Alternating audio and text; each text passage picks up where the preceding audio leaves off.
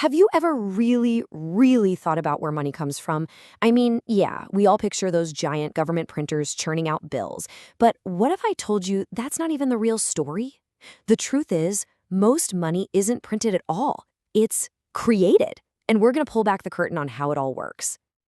Okay, so let's start with what we all know. You've got these massive government facilities, machines running nonstop, printing about $500 million in physical cash every single day.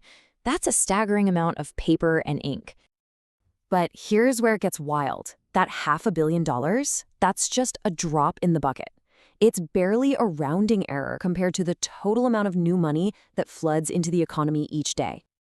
That's because most of our money isn't physical. It's just numbers on a screen. And get this, the amount of that digital money is growing by more than $4 billion a day.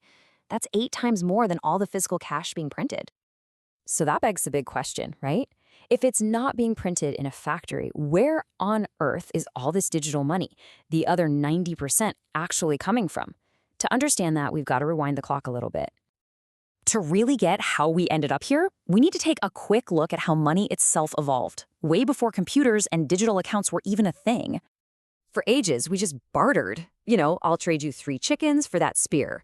It was all based on promises. Then we got a bit more organized with things like salt or grain as a standard. But that was kind of clunky, so we moved on to precious metals like gold. Durable, valuable, easy to recognize. But carrying around bags of gold, heavy, and frankly, dangerous. And that problem led to a game-changing invention in the 17th century, the paper promise note. And this is the moment where the entire concept of money gets flipped on its head. And it all started with some very clever goldsmiths who were basically the world's first bankers. So here's what happened. These goldsmiths would store people's gold for safekeeping and give them a paper receipt for it, a promise note. But pretty soon, people realized it was way easier to just trade the paper notes instead of hauling the actual gold around. The goldsmiths noticed something amazing. The actual gold coins, they almost never left the vault. And this sparked a brilliant and kinda sneaky idea. Let's walk through it. A customer puts 100 gold coins in the vault and gets a paper note for it. Simple enough. Then someone else comes in asking for a loan of 100 coins. Instead of handing over the goldsmith just writes them a brand new paper note. Boom. Just like that, you now have 200 coins worth of paper money out in the world, but you still only have 100 actual gold coins in the vault. They literally created money out of a promise. The result was absolutely world-changing. For the first time in history, the amount of money circulating in the economy was way bigger than the physical stuff backing it up. And the crazy part? It all worked, as long as everyone didn't try to cash in their notes at the exact same time. Now, if that whole story is starting to sound a little familiar, well, it should. Because if you swap goldsmiths for modern banks and paper notes for digital dollars, you've got the blueprint for the financial system we use all over the world today. I mean, the parallel is almost perfect. Back then, goldsmiths held gold coins. Today, banks hold digital reserves. Goldsmiths wrote out paper promises. Today, banks make digital entries in your account. And just like goldsmiths loaned out notes for gold they didn't really have, modern banks just type new digital money into existence when they give you a loan. So here's the absolute key takeaway. When you look at your bank balance on your phone, you're not seeing a little digital pile of cash with your name on it. What you're actually seeing is a modern-day promise note. It's an IOU from the bank, a digital record that says they owe you that much money. And this is the answer to our big question. This is how that $4 billion gets made every single day. When a bank approves a loan, for a car, a house, whatever, they don't pull that money from someone else's savings account. Nope.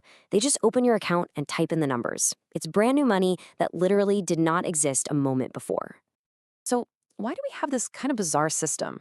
Well, the main argument is that a constantly expanding money supply acts like a lubricant for the economic engine.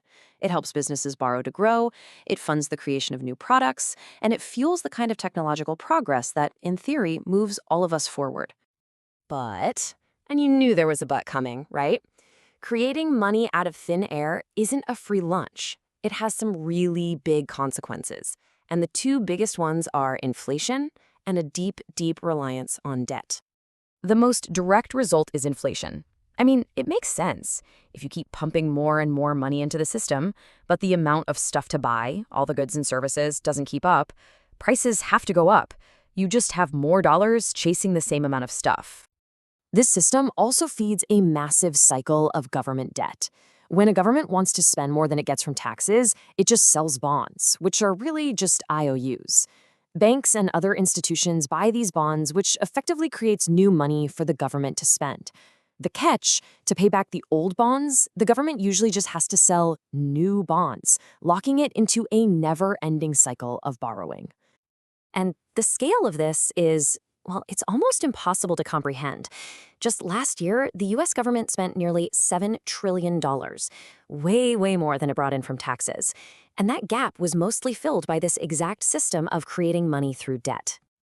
And before you think this is just some weird American thing, it's not. As crazy as it all sounds, this fundamental model, creating money from debt, is how the financial system operates in almost every major country on the planet. So when you step back and look at it, the system itself isn't inherently good or evil. It's just a tool, a very powerful tool. And that leaves us with one last big question to think about. This power to create money is immense. What if that power was aimed more directly at long-term productive investments, things like education, next-generation infrastructure, or new technologies? What would our world even look like then?